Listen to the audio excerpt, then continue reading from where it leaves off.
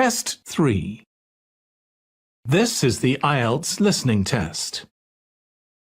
You will hear a number of different recordings and you will have to answer questions on what you hear. There will be time for you to read the instructions and questions, and you will have a chance to check your work. All the recordings will be played once only. The test is in 4 parts. At the end of the test, you will be given 10 minutes to transfer your answers to the answer sheet. Now turn to Part 1.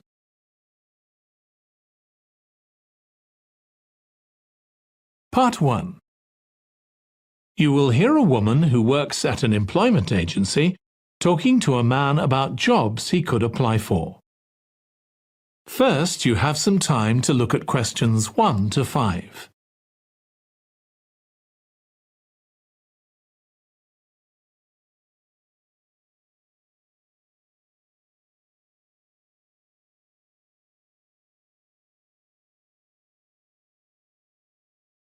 Now listen carefully and answer questions 1 to 5. Good morning. Thanks for coming in to see us here at the agency, Joe. I'm one of the agency representatives and my name's Sally Baker. Hi, Sally. I think we spoke on the phone, didn't we? That's right, we did. So thank you for sending in your CV. We've had quite a careful look at it and I think we have 2 jobs that might be suitable for you. OK. The first one is in a company based in North London. They're looking for an administrative assistant. OK. What sort of company is it? They're called Home Solutions, and they design and make furniture. Oh, I don't know much about that, but it sounds interesting. Yes, well, as I said, they want someone in their office, and looking at your past experience, it does look as if you fit quite a few of the requirements. So on your CV it appears you've done some data entry? Yes. So that's one skill they want. Then they expect the person they appoint to attend meetings and take notes there. OK. I've done that before, yes. And you need to be able to cope with general admin. Filing and keeping records and so on. That should be OK. And in my last job, I also had to manage the diary. Excellent. That's something they want here too. I'd suggest you add it to your CV. I don't think you mentioned that, did you? No. So, as far as the requirements go, they want good computer skills, of course, and they particularly mention spreadsheets. That should be fine. And interpersonal skills, which would be something they'd check with your references. I think that should be OK, yes. Then they mention that they want someone who is careful and takes care with details. Just looking at your CV, I'd say you're probably all right there. I think so, yes. Do they want any special experience? I think they wanted some experience of teleconferencing. Oh, I've got 3 years' experience of that. Let's see. Yes, good. In fact, they're only asking for at least 1 year, so that's great. So is that something that might interest you? It is, yes. The only thing is, you said they were in North London, so it would be quite a long commute for me. OK.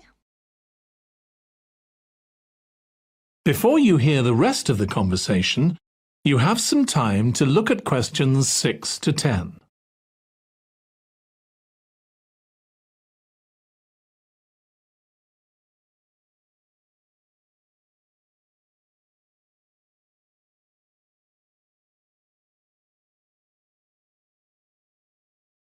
Now listen and answer questions 6 to 10. So the second position might suit you better as far as the location goes. That's for a warehouse assistant, and that's in South London. Yes, that would be a lot closer. And you've worked in a warehouse before, haven't you? Yes. So as far as the responsibilities for this position go, they want someone who could manage the stock, obviously, and also deliveries. That should be OK. You've got to keep track of stuff, but I've always been quite good with numbers. Good. That's their first requirement. And they want someone who's computer literate, which we know you are. Sure. Then they mention organisational skills. They want someone who's well organised. Yes, I think I am. And tidy? Yes, they go together really, don't they? Sure. Then the usual stuff. They want someone who can communicate well, both orally and in writing. OK. And for the last warehouse job I had, one of the things I enjoyed most was being part of a team. I found that was really essential for the job. Excellent. Yes, they do mention that they want someone who's used to that, yes. Now, when you were working in a warehouse last time, what sorts of items were you dealing with? It was mostly bathroom and kitchen equipment, sinks and stoves and fridges. So you're okay moving heavy things? Sure, I'm quite strong and I've had the training. Good. Now, as far as experience goes, they mention they want someone with a licence and that you have experience of driving in London, so you can cope with the traffic and so on. Yes, no problem. And you've got experience of warehouse work. And the final thing they mention is customer service. I think, looking at your CV, you're okay there. Right. So, what about pay? Can you tell me a bit more about that, please? That is the end of part 1. You now have 1 minute to check your answers to part 1.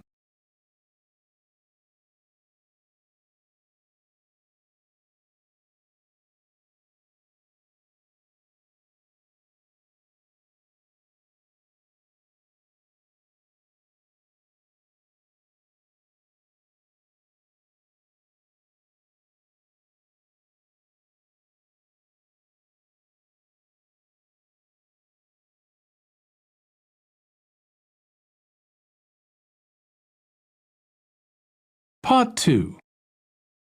You will hear a woman called Alice Riches talking on the radio about a scheme which involves closing streets to traffic to allow children to play. First, you have some time to look at questions 11 to 16.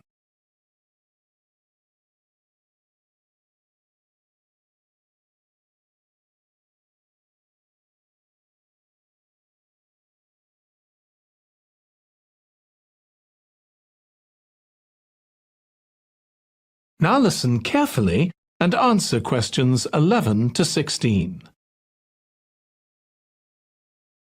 My guest on the show today is Alice Riches, who started the Street Play scheme where she lives in Beechwood Road. For those of you that don't already know, Street Play involves local residents closing off their street for a few hours so that children have a chance to play in the streets safely. She started it in her own street, Beechwood Road, and the idea caught on, and there are now street play schemes all over the city. So when did you actually start the scheme, Alice? Well, I first had the idea when my oldest child was still a toddler, so that's about 6 years ago now, but it took at least 2 years of campaigning before we were actually able to make it happen. So the scheme's been up and running for 3 years now. We'd love to be able to close our road for longer, for the whole weekend, from Saturday morning until Sunday evening, for example. At the moment, it's just once a week, but when we started, it was only once a month, but we're working on it. So what actually happens when Beechwood Road is closed? We have volunteer wardens, mostly parents, but some elderly residents too, who block off our road at either end. The council have provided special signs, but there's always a volunteer there to explain what's happening to any motorists. Generally, they're fine about it. We've only had to get the police involved once or twice. Now, I should explain that the road isn't completely closed to cars, but only residents' cars are allowed.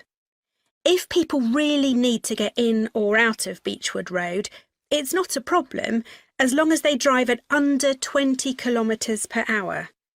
But most people just decide not to use their cars during this time, or they park in another street.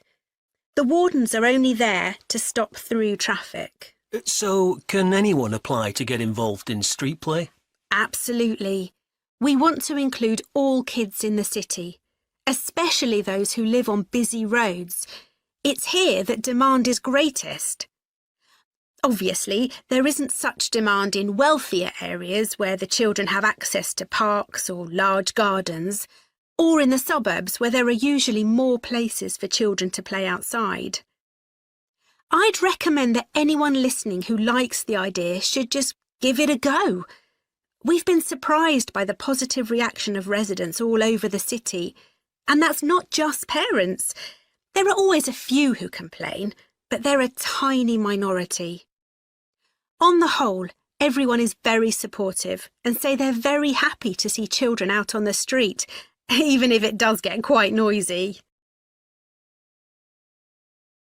Before you hear the rest of the conversation, you have some time to look at questions 17 to 20.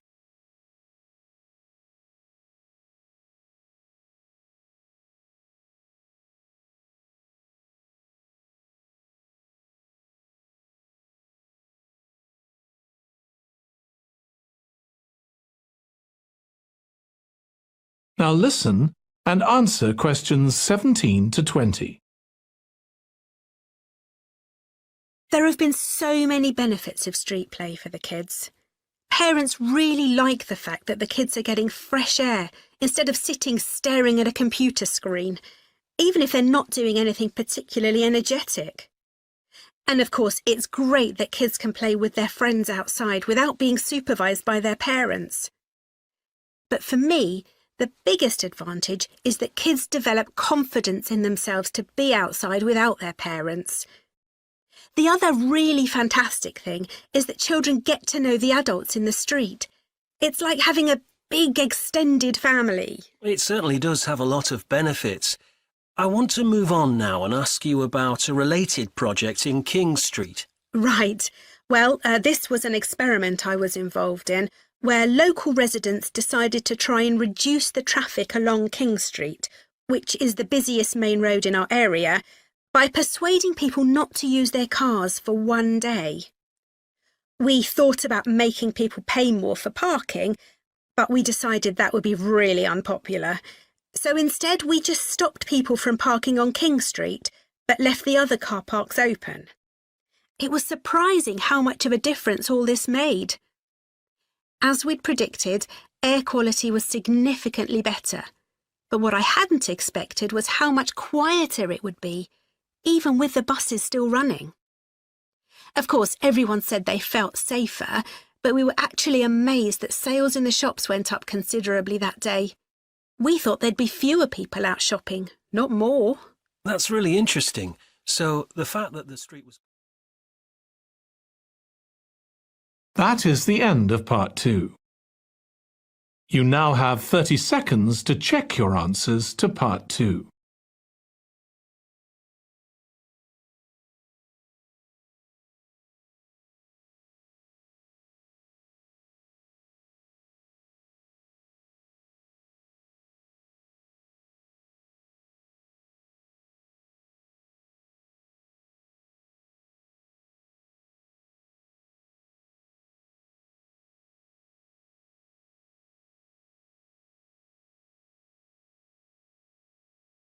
Part 3. You will hear two students, called Hazel and Tom, talking about Hazel's Media Studies assignment. First, you have some time to look at questions 21 to 26.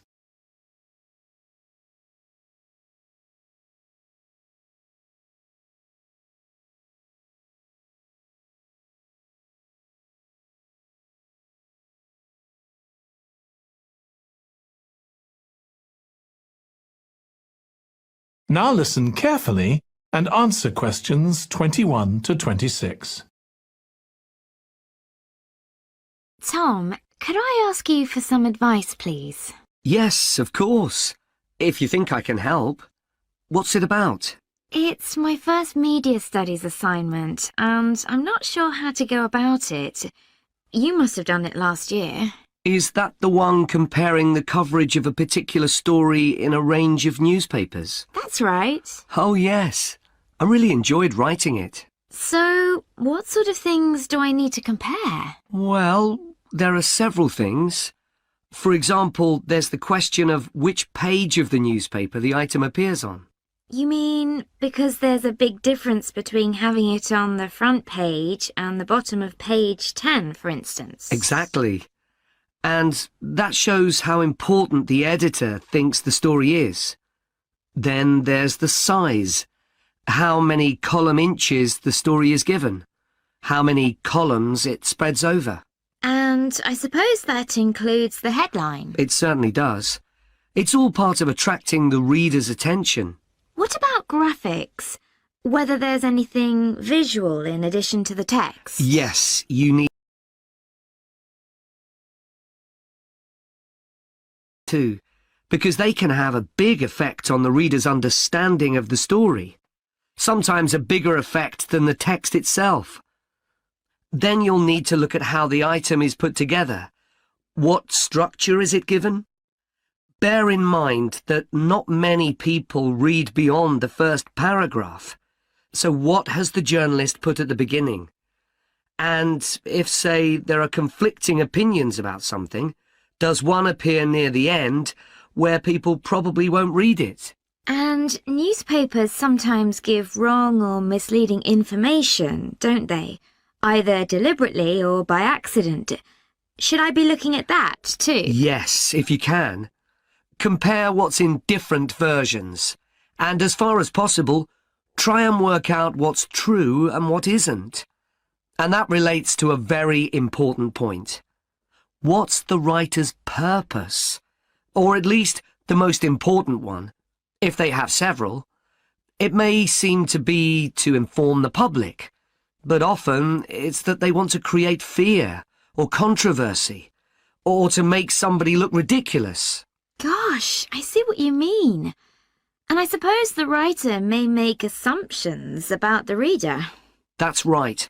About their knowledge of the subject, their attitudes, and their level of education, which means writing so that the readers understand without feeling patronised. All of that will make a difference to how the story is presented.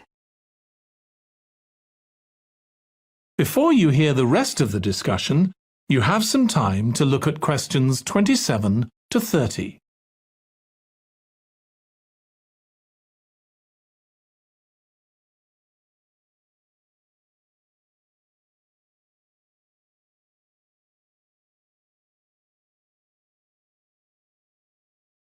Now listen and answer questions 27 to 30. Does it matter what type of story I write about? No. National or international politics, the arts, anything, as long as it's covered in 2 or 3 newspapers. Though, of course, it'll be easier and more fun if it's something you're interested in and know something about. And on that basis, a national news item would be worth analysing. I'm quite keen on politics, so I'll try and find a suitable topic. What did you choose for your analysis, Tom? I was interested in how newspapers expressed their opinions explicitly. So I wanted to compare editorials in different papers, but when I started looking, I couldn't find 2 on the same topic that I felt like analysing. In that case, I won't even bother to look. So in the end, I chose a human interest story, a terribly emotional story about a young girl who was very ill, and lots of other people, mostly strangers, raised money so she could go abroad for treatment. Actually, I was surprised. Some papers just wrote about how wonderful everyone was, but others considered the broader picture, like why treatment wasn't available here. I usually find stories like that raise quite strong feelings in me. I'll avoid that. Perhaps I'll choose an arts topic, like different reviews of a film or something about funding for the arts. I'll think about that. Yes, that might be interesting. Okay, well, thanks a lot for your help, Tom. It's been really useful. You're welcome. Good luck with the assignment, Hazel. That is the end of part 3. You now have 30 seconds to check your answers to part 3.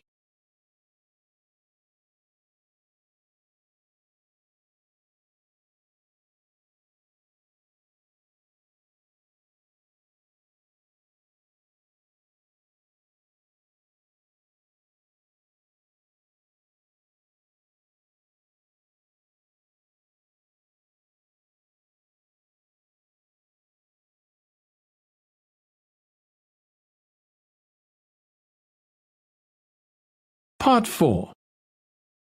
You will hear part of a lecture on the early history of keeping clean. First, you have some time to look at questions 31 to 40.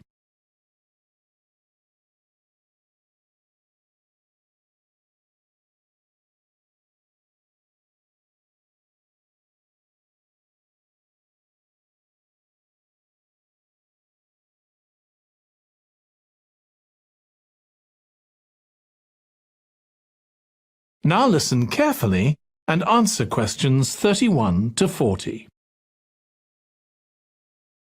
Nowadays, we use different products for personal cleanliness, laundry, dishwashing and household cleaning, but this is very much a 20th century development. The origins of cleanliness date back to prehistoric times.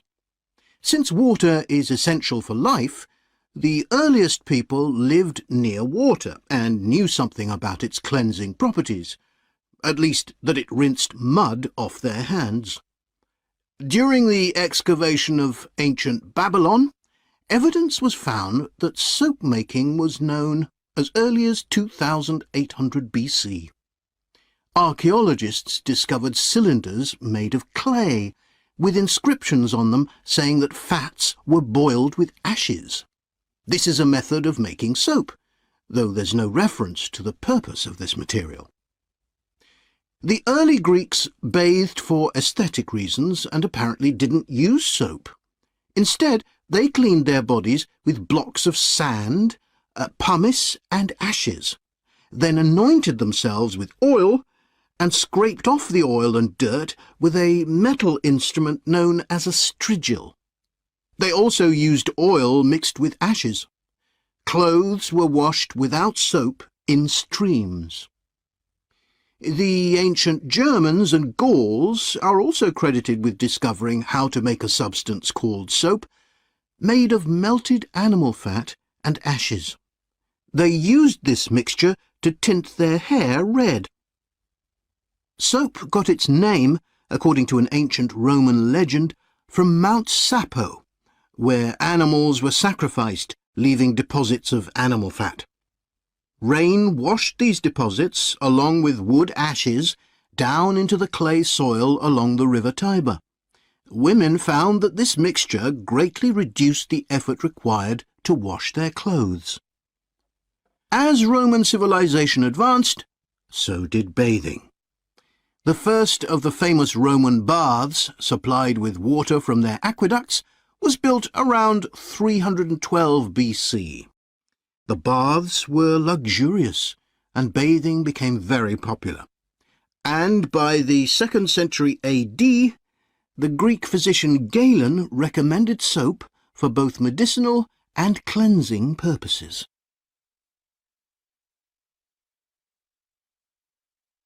After the fall of Rome in 467 AD, and the resulting decline in bathing habits, much of Europe felt the impact of filth on public health. This lack of personal cleanliness and related unsanitary living conditions were major factors in the outbreaks of disease in the Middle Ages, and especially the Black Death of the 14th century. Nevertheless, soap-making became an established craft in Europe, and associations of soap makers guarded their trade secrets closely. Vegetable and animal oils were used with ashes of plants, along with perfume, apparently for the first time. Gradually, more varieties of soap became available for shaving and shampooing, as well as bathing and laundering. A major step toward large-scale commercial soap-making occurred in 1791, when a French chemist, Nicolas Leblanc, patented a process for turning salt into soda ash, or sodium carbonate. Soda ash is the alkali obtained from ashes that combines with fat to form soap. The Leblanc process yielded quantities of good quality, inexpensive soda ash.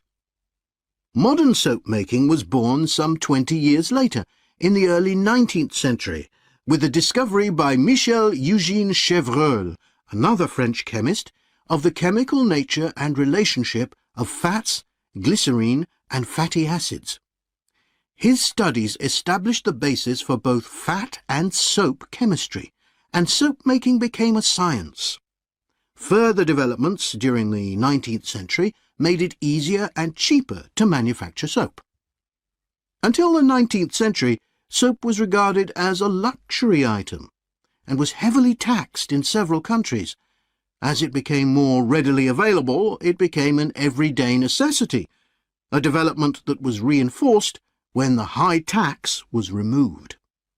Soap was then something ordinary people could afford, and cleanliness standards improved. With this widespread use came the development of milder soaps for bathing and soaps for use in the washing machines that were available to consumers by the turn of the 20th century. That is the end of Part 4. You now have 1 minute to check your answers to Part 4.